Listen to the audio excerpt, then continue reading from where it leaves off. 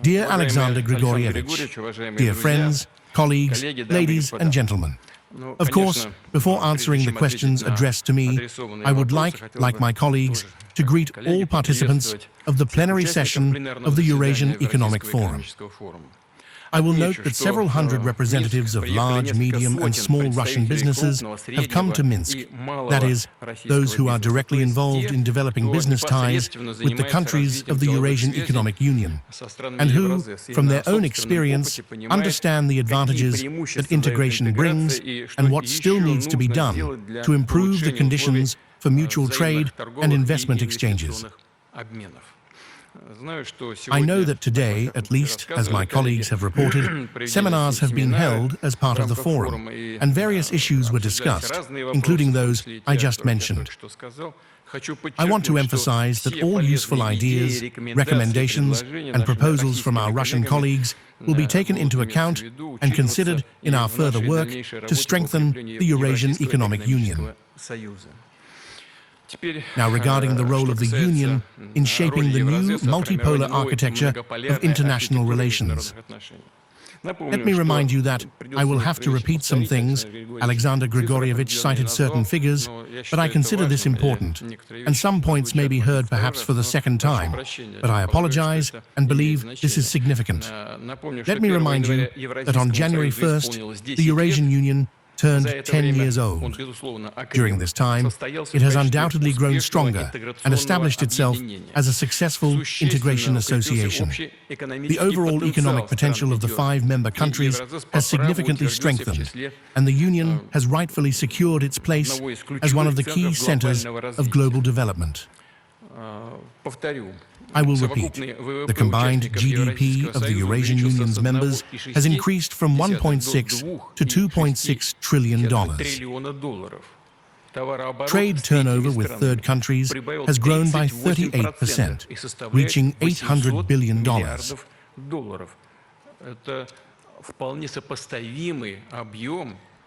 This is a volume of trade fully comparable to that between the world's leading economic powers. This is a substantial trade turnover, $800 billion. Meanwhile, the total volume of mutual trade within the Union has doubled, reaching $97 billion, with 93% of settlements between our countries conducted in national currencies. Industrial production in the Eurasian Economic Union countries has also grown by 30%, manufacturing by 46%, of which agriculture accounts for 26%. Investments in fixed capital have increased by more than 40%. These are very strong indicators, colleagues.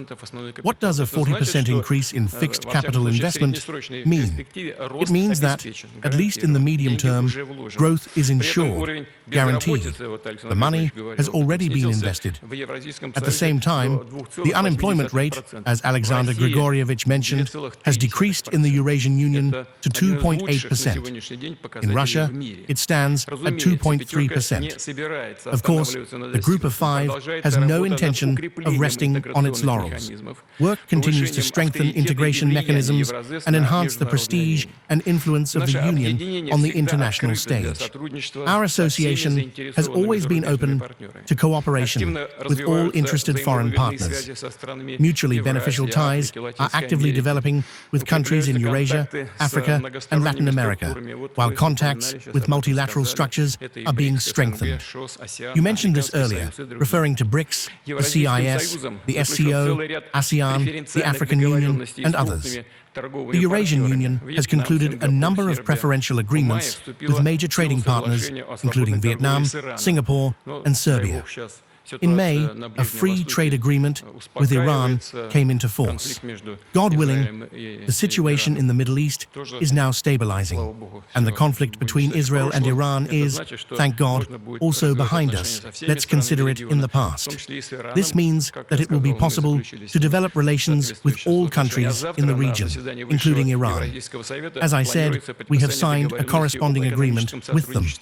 And tomorrow, at the meeting of the Supreme Eurasian Economic Council, agreements on economic cooperation with the United Arab Emirates and Mongolia are scheduled to be signed.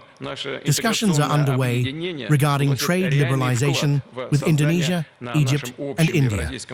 Thus, our Integration Association is making a tangible contribution to creating a vast space of partnership, cooperation, and economic growth across our shared Eurasian continent, a space where every state's right to its own development model is respected and the interests of all participants are taken into account.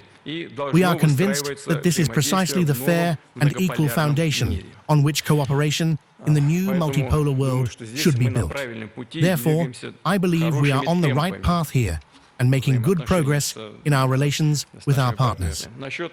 Regarding the Eurasian Economic Union's interaction with global and regional financial institutions, I would like to highlight the following. The member states of the Group of Five are jointly making efforts to integrate financial infrastructure. The concept for forming a common financial market of the Union has been approved, and the Eurasian Development Bank and the Eurasian Fund for Stabilization and Development have been established. These institutions finance and provide expert support for projects with high integration potential, while also contributing to financial stability across the vast expanse of the Union. As of the beginning of this year, the Eurasian Stabilization Fund has accumulated approximately $9 billion. If necessary, these funds can be used to support the budgets of the Group of Five countries. For its part, the Eurasian Development Bank has accumulated an investment portfolio totaling $16.5 billion. Through its financing, in particular, the construction and modernization of energy facilities in Kazakhstan and Kyrgyzstan have been carried out, as well as the establishment of agricultural production facilities in Armenia. In Russia, the Eurasian Development Bank has allocated funds for the construction of the Western High-Speed Diameter in St. Petersburg. Petersburg, the Ring Road, assisted in the development of Pulkovo Airport, also in St. Petersburg, and supported other infrastructure initiatives. Naturally, the Eurasian Economic Union and its member states maintain extensive contacts with key regional financial organizations such as the New Development Bank, the Asian Development Bank, the Asian Infrastructure Investment Bank, and others. As far as I recall, at one point, even the World Bank assisted the Eurasian Economic Commission in preparing recommendations for implementing the Union's digital agenda. These recommendations were used in efforts to ensure technological compatibility and harmonization of digital legislation among the Group of Five countries. However, if we speak specifically about Russia, then, due to well-known circumstances, our dialogue with the World Bank and other Western-centric financial institutions is, to put it mildly, complicated at this stage. The reason lies in their political bias. Moreover, we are making every effort to reduce dependence on Western financial institutions and minimize the use of foreign payment instruments and services. We have transitioned to direct correspondent relationships with banks in the Group of Five countries, many of which are now connected to the Bank of Russia's financial messaging system. The Eurasian Economic Union countries have also achieved notable success in integrating their national payment systems and bank card networks. What else would I like to note?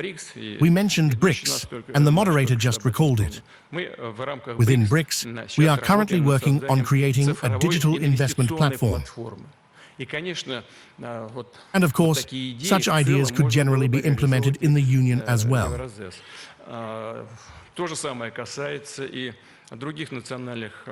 The same applies to other national payment instruments, national electronic settlements, digital currencies, and so on.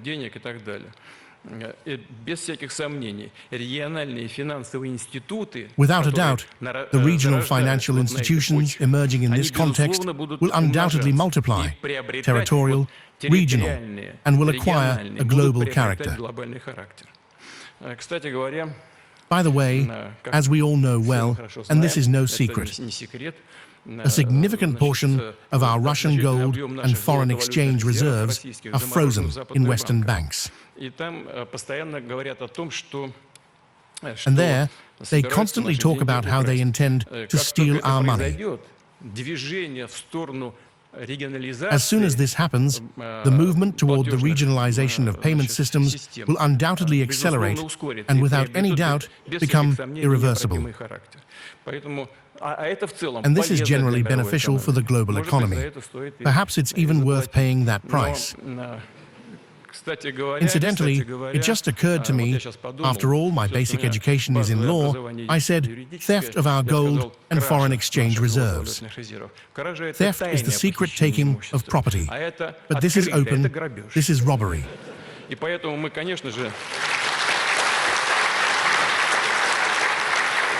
And that is why, of course, we are determined to further strengthen our own financial settlement instruments in this regard. We will do this in cooperation with the Eurasian Economic Union member states and with other friendly nations, our like-minded partners.